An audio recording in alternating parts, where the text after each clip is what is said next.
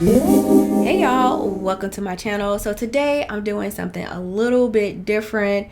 My friend sent me this video, and I remember in 2006 when this happened, when this young lady who is evil, this evil young lady accused 3 college Duke Lacrosse players of R-wording her, graping her. And I can't say the word because YouTube flags us. And it reminded me of the reaction that I did a few months ago to Jack's I Choose Violence. And that video and that reaction was stemming from a topic from social media where there was this hypothetical going around about if you were alone in the woods, if a woman was alone in the woods and you had the option of having a man there or a bear there, who would you choose? And a lot of women said they would choose the bear. And a lot of men were offended by it. I understand. I understand. And a lot of men were saying, well, that's not all men. All men aren't violent. And I think what's happening with the Me Too movement or the Believe Women movement is some men are being painted with this broad paint brush of being a bad person because there are some men who are violent. There are some men who are just bad people. And it's like, oh, now we're scared of all men. And so the Me Too movement is being weaponized. And so the conversation that we did not have in this I Choose Violence video is the men that are falsely accused. The men who, lose their lives because it happened to T. He talked about it in one of his videos where an ex lied on him and the judge didn't believe him and was about to ruin his life. So it happens way more often than you think. And I don't think we're talking about that. I just don't think we're talking about it enough. And so within this Jack's video, the conversation, I think, was skewed to women and violence against women, but violence happens against men too as well. But the other side is the weaponizing of the Believe Women movement or the Me Too movement that we're not talking about. So I wanted to talk about that today. And I know this is very different than the content that I usually do. And a lot of times I feel restricted in the content that I'm able to do on this channel. However, since every reaction video that I've had to music has been copyrighted, a lot of things are getting blocked. I'm like, what the heck? I might as well do some things that I want to do and talk about important topics that I want to talk about as well. So I hope you're along for the ride. And if you are, subscribe to the channel, like this video, and leave your thoughts in the comment section down below. Please keep the comments respectful, guys. If you cannot do that, I will have to block you. So we're all intellectuals here. Let's go ahead and jump into this video and, see what's going on. First ever stunning admission from a woman who accused Duke University lacrosse players of raping her nearly 20 years ago. The story was a national firestorm. Yep, she now says she lied about the encounter. Crystal Mangum first made the claims back in 2006, saying 3 members of the school's lacrosse team raped her after she had been hired to dance at a house party the teen was throwing. Police charged David Evans, Colin Finnerty, and Reed Seligman after Mangum's accusations. But after much back and forth and the city's DA stepping down from the case, North Carolina's Attorney General later dismissed the charges, citing a lack of evidence. But now, going on the record on a podcast nearly 20 years later, Crystal Mangum says she was lying the whole time. I testified falsely against them by saying that they raped me when they didn't. And that was wrong. She is mentally unstable. I could tell from just looking at her and the way that she's speaking. Something is not right. But she needs to go to jail. She ruined those boys' life. And I remember him saying that. He said she is ruining their lives. Wow. They raped me when they didn't. Wow. And that was wrong. And I betrayed the trust of a lot of other people who believed in me. Not one tear is being shed. And made up a story that wasn't true. That's because insane. I wanted validation from people and not from God. And that was wrong when God already loved me for who I was, regardless. I didn't need to seek validation from him because I already had validation from him. But how do you get... I'm sorry. Because I can't keep listening to her talk because it's pissing me off. How do you get validation from ruining 3 young men's lives who were in college and they were innocent, and this was a shit storm when this happened because people were like, you know, how dare you do something like that to her? And oh my God. That's insane. And honestly, I don't think she regrets it. I'm not sure what made her come out now, but how do you seek validation from ruining people's lives? And this, oh, Jesus. This reminds me because me and T was talking about a friend of his, and a woman he was dating, one of her teenage daughters didn't like him.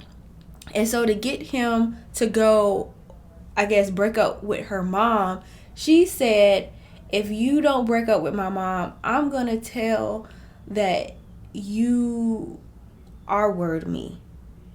And he was flipping out.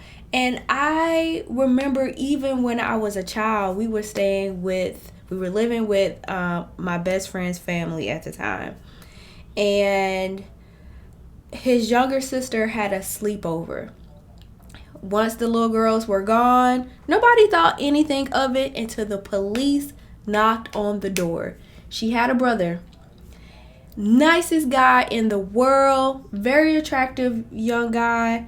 And I was living in the house. He never tried anything bad with me. Like, I don't remember him being alone with the girls or anything. And she lied and said that he did some things to her. And without giving her a test, without any evidence, they took him off to juvenile. Smart guy, smart young man, and ruined his life.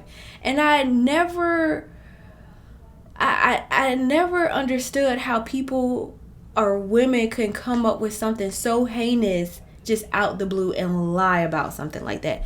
That is evil.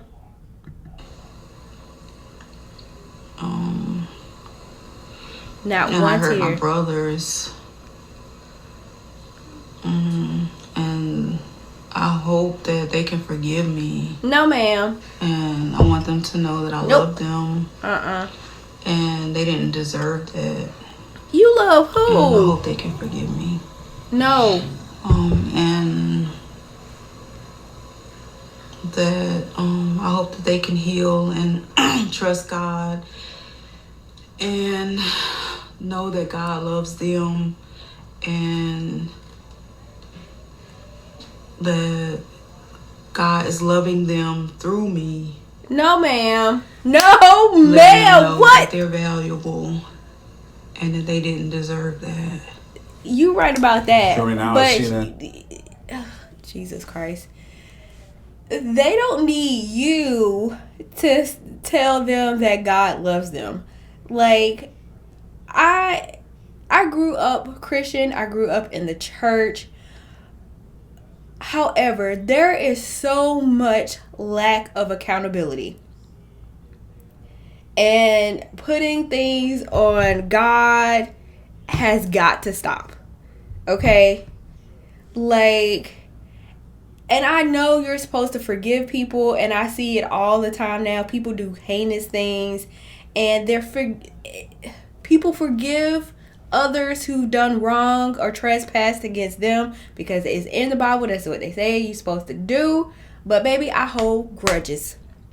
I can't say Jesus forgives. I cannot. Not with something like this. You have ruined these people's lives, and not a tear has been shed. I don't know if she's in a mental facility. She looks like she has some kind of mental facility scrubs or something on, but why is she coming out now? What made her come out now?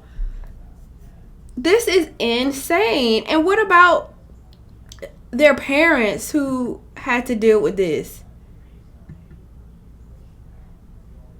Jean, give us a sense of how impactful and controversial these accusations and the result were at that time. I remember, you remember this story all too well. I mean, this was literally a firestorm of a story. It was a shitstorm. Back in 2006. The entire country was watching it, and to hear this admission all these years later, it's just extraordinary. And 3 young lives were destroyed at that time. You know, it was 2006. It was Durham, North Carolina. I was there. I was covering this. And Crystal Mangum made the accusation that she was raped by David Evans, Cullen Finnerty, and Reed Sigelman. And there were charges, very serious sexual assault charges that had terms of imprisonment for the rest of their lives. And in Durham, that's where it started, and everyone took Crystal Mangum's side because she came out with details, very specific, graphic details. And that's insane. And the young men said, we didn't do this, but Duke University did not stand. Okay, so, ooh, jeez. That's how you know she crazy. And my thing is, was there a rape kit done? Are people just, because we're in the Me Too movement still, and the Believe Women movement, and stories like this just, it harms the movement. It harms women who actually had things happen to them and no one will believe them. It makes them afraid of coming out to telling their story because no one will believe them. And then it can make just any man who's around a random woman like afraid of what could happen. Like, this changes the energy of any environment, because at any moment someone could just make up a story about you, ruin your life, and people will believe them just to seek validation, just to seek attention, or just because maybe you turned them down. It makes it feel like we're in a dangerous time, and it makes it dangerous for both sexes. You know what I mean? And ooh, this is insane.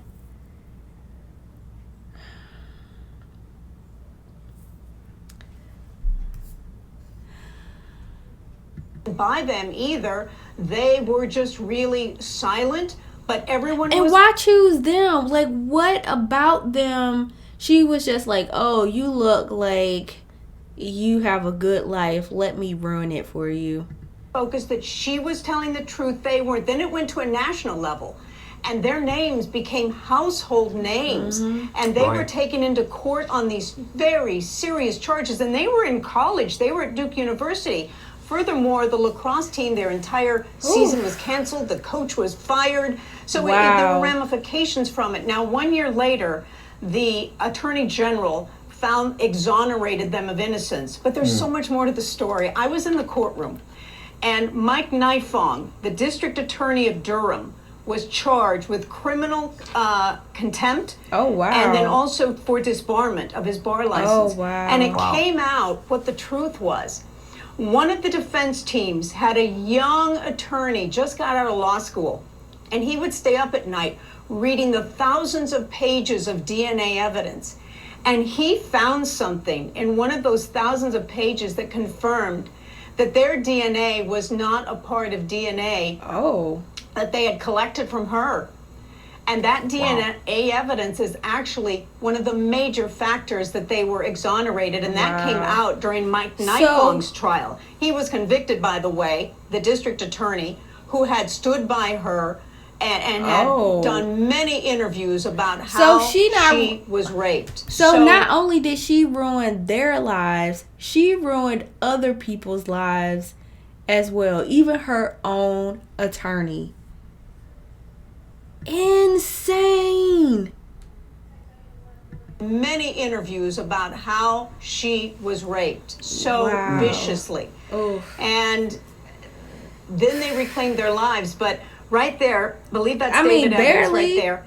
He said that he, at the time, because he was in the courtroom during Mike Nifong's trial, he wanted to become an attorney because he wanted to help others who were wrongfully accused.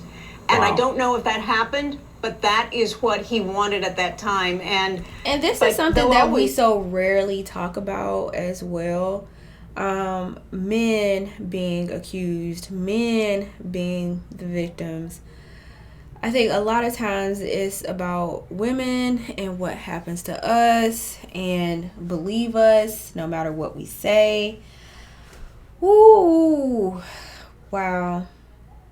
Like, for all the women who have survived just atrocities and having this happen to them, it really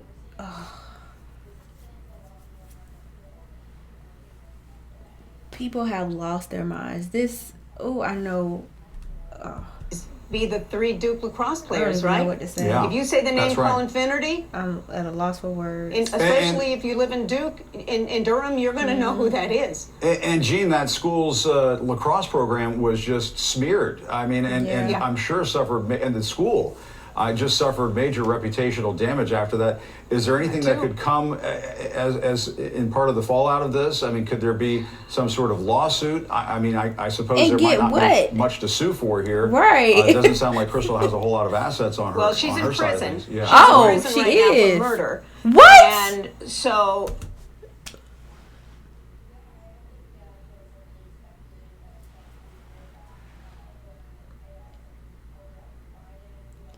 she is a psychopath. Did they not do a mental evaluation? She is in prison for murder. I don't believe in capital punishment, but Jesus. That's true. There were several lawsuits at the time, one against Duke, another against Durham, the city of Durham. But now that she has come out on the record saying it, let's see legally what is available, because it has been almost 20 years, and I'm sure her resources are very, very sparse limited, at this point. But we have tried to contact the 3 now men involved in this, their attorneys, and a local paper said that there are not comments at this point of their reaction. They probably to all have of this. families. Wow. All right, Gene, stand by. Really appreciate you being on with us this morning. I do want to go to Katerina DePasquale. She is the podcaster who interviewed Crystal Mangum when this admission was offered up. Katerina, I understand you're on the phone with us. Tell us a little bit about this interview, and how did this come about? Yeah, that's what I want to know. Well, so I'm a New Yorker who lives in Durham, North Carolina. I started my show Let's Talk with Cat.com, and I was looking for an interesting interview.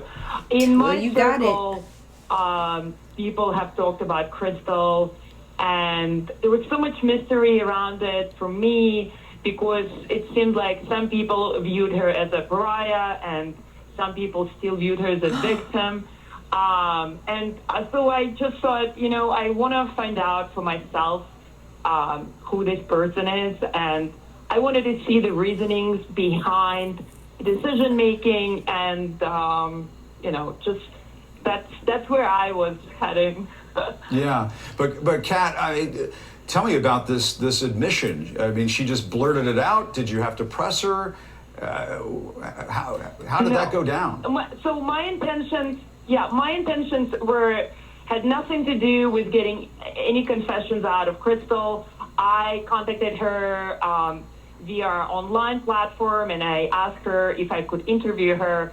And the protocol of this prison was that she needs to mail me a letter and confirm if she's down for the interview. She did. She mailed me a letter, and in the letter, she said that she would like to give me an interview, but also she would like to apologize to Duke Lacrosse players. And so she just says... It was surprising. Yeah. And she just says she made it up. It was a false accusation. Did she say why? But I want the...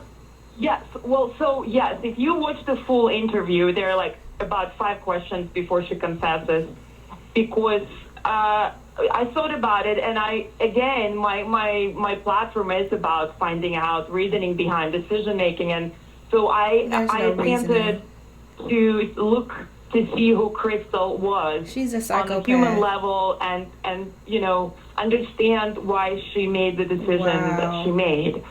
So wow.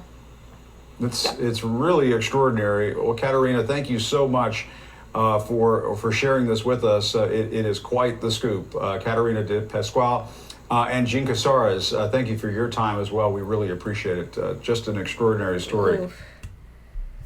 Oh man, this is too much. So I'm at a loss for words. I know people are going to say the justice system is like terrible. But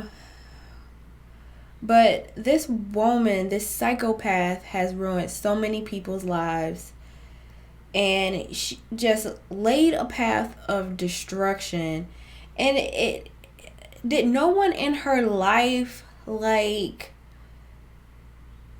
say, hey, something's not right with her, or she needs to be committed?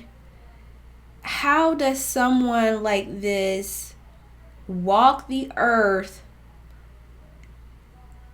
in order to be so destructive? Because she is like, she's evil.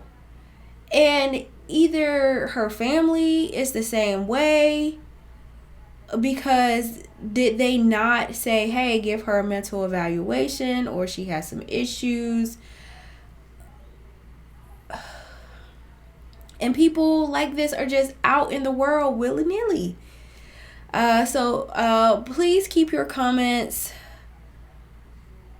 about race out of it, because I know a lot of people, unfortunately, are just going to be like, this is how black people are, and it's not true. It is not a black issue. It is, people lie all the time. Even the lady with the Emmett Till, she, on her deathbed, she confessed that she lied. So this happens too often. So keep race out of it, or you're gonna be blocked. Because it's important to have these conversations. And try to stay. There is no